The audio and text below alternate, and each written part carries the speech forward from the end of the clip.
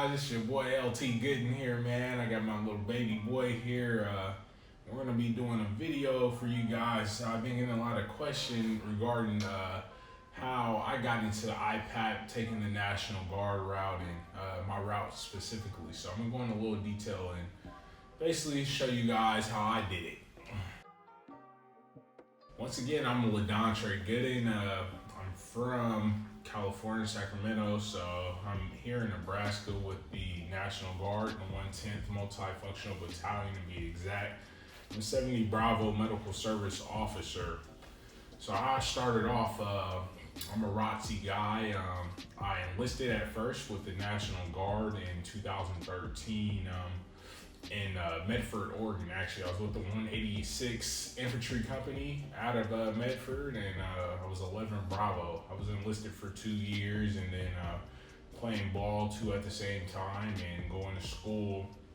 From there, I joined ROTC, and then I basically got contracted with them my following year. After doing 2 years enlisted.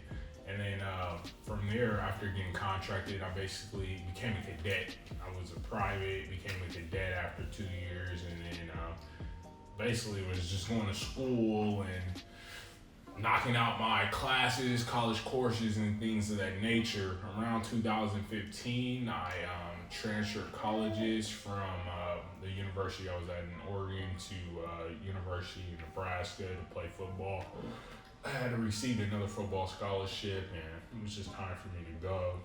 So about the time when I got there, I was a cadet still, and I was coming close to commissioning, so it was time for me to decide what branch I wanted to choose. Medical services was my number one choice. So with that being the case, as being an S&P with the National Guard, I was placed in a medical ground ambulance company unit, the 313th Ground Ambulance Company here in Nebraska. And basically, I was the acting PL. We didn't have a PL there for me to shadow, so I was the acting PL. And from there, it was just getting close. It was around my MS3 year when I got here, and then that was all she wrote, really. I was there until I commissioned. I commissioned in December in 2017. So this is how IPAP really came aboard, and I just started my route. In 2017, I had to spend an extra semester as an MS5 cadet in ROTC to finish out my degree on my last semester. Basically, I had 1 more year eligibility for football, so that's how I ended up staying that fall semester, just to play my last year and use my eligibility, and then to commission, obviously. And it kind of all worked out timingly wise with applying to IPAP. From there, as my MS5 year came up, I started to put together the application for IPAP. I got in contact with my AMED service recruiter. She was tracking previously that I wanted to do IPAP, so she knew I was coming around. And so I started the application. If you really want to get into IPAP, no matter what route you take, you just have to apply. Ultimately, you just have to apply to see if you get in. Component 1 is the active Army. Component 2 is National Guard, and component 3 is the reserve. So everything that's from my perspective is from component 2, which is National Guard, in the Army perspective. So I was filling it out with the chief, my AMED service recruiter. We were putting everything on the application as if I was commissioned already. So I commissioned in December, and the packet was due in February. So obviously that's a quick turnaround. So that whole semester, obviously I was applying as if I already had commission. So I put the packet together and basically just waited it out until December, and then that's when I had to go get my DA photo taken. I had to fill out my NGB paperwork, which is the National Guard Bureau. They have certain requirements.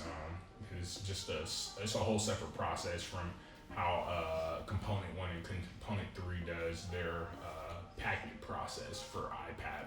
So also too, with that being the case, after I got my DA photo taken, my physical put up to date, we basically put the packet together and sent it up. And I also during that time, I was filling out my online portion, which is like the IPAP CASPA, which is where you put in your classes, you upload your transcripts, your extracurricular activities that you've been doing. You can put your patient hours, direct patient hours, just a bunch of things that you do. I think everybody fills that out. Active duty, reserves, guard, we all fill that out, and that's kind of like an online database where they can just, I think, do a quick reference. It's the IPAP CASPA, or I think it's called something else, but CASPA is really the online portion for civilian schools. If you were to apply to a civilian PA school, you would go to CASPA and fill that out. And basically, they have their own website, or not even website. It's pretty much the same thing. It's just their own domain for CASPA, and it's through UNMC also. So I was at Fort Sam 2, where IPAP is located at, and so I was able to talk to a bunch of PA students that just had previously graduated IPAP, and they were telling me their application process. And like I said, whatever route you take, everybody's route is going to be different. You can do OCS and apply after. You can do ROTC, apply after. You can be enlisted, apply after while you're enlisted, being active duty, guard, or whatever. Being in the reserve, you can apply. It's just a matter of applying and seeing if you get in. The money, the thing with the application with the National Guard is different, because we're not put in a pool with the active duty and reserves, and that's a big deal. So not a lot of people know their whole board, application board, and them deciding is differently from NGB or the National Guard in general. So for component 2, we have our own separate board. We get selected like active duty and reserves, except it's just for the National Guard. So all 50 states, people are chosen. The best 30, I think, per cycle is they're chosen, and then they send out a memo just like they do with active duty, and the National Guard slots are basically taken up. The reason why it's different is because our pool of money comes from the states. So federally, component 1 and component 3, they're funded by federal monies, and we're funded by the state. So I think that's pretty much why it's different. So when we get sent to IPAP through our state is paying for it. It's coming out of the state funds, and I don't have a lot of detail on that, but that's pretty much what was explained to me, and that's the reason why it's different. But like I said, this was all from the National Guard perspective.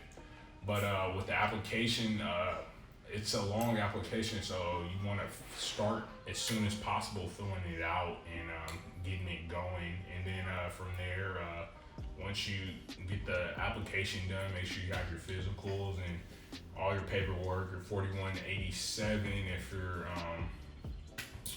enlisted, things of that nature. And it's just different requirements, like I said, for people being enlisted, officers, or whatever. But ultimately, it all comes down to just putting the application together and to put it in and see if you get in. Also, too, lastly, with the application process, so with my thing is after I completed Bullock, so that was one of the requirements as being an officer and applying. You have to complete Bullock, so I obviously knocked out Bullock as soon as possible, as soon as after I graduated and commissioned. So I went right after I had that done, and then the results came out in March or April. I think it was April. I'm not sure. I forget. And then we found out if we got in or not, and they sent out a memo, National Guard wise, and from NGB, and then they let you know the 30 individuals who got in, officers enlisted, and you basically see if you got in and if you're an alternate two on the list. And so we got that memo, my name was on it, and it's just been a process. If you got any more questions, let your boy know. It's your boy LT Gooden and my son Easton here. So thank you.